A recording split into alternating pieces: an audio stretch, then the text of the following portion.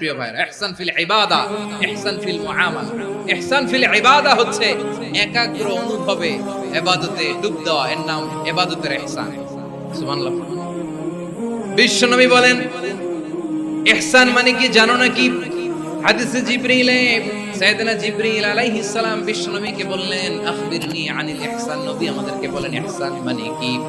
বিশ্বনবী বললেন আনতা আবুদাল্লাহ কাআন্নাকা তারাহু ফাইন লাম তাকুন তারাহু ফাইন্নাহু ইয়ারাক। ইহসান মানে হলো এমন ভাবে তুমি আল্লাহর সামনে নিজেকে উজাড় করে ইবাদত করবে, তুমি ভাববে তুমি আল্লাহকে দেখতে পাচ্ছ।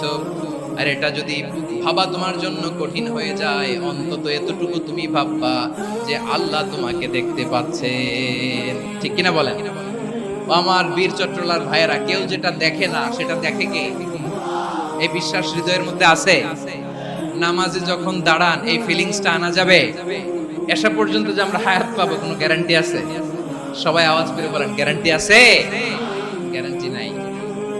এজন্য বিষ্ণু ইসলাম বলেছে এমন ভাবে নামাজে দাঁড়াও, ইবাদত করো, মনে করো হতে পারে এটাই আমার জীবনের শেষ নামাজ। পারফর্ম দ্য সালাহ as if this is your last and final prayer. এমন ভাবে সালাতে দাঁড়াও, ভাবো হতে পারে এটাই তোমার জীবনের শেষ নামাজ। এমন ভাবে নামাজে দাঁড়াও, ভাবো এটাই শেষ নামাজ। তাহলে নামাজে একাগ্রতা বাড়ায় দিবে কে? ফলে ইবাদতের ইহসান আমাদের অর্জিত হবে।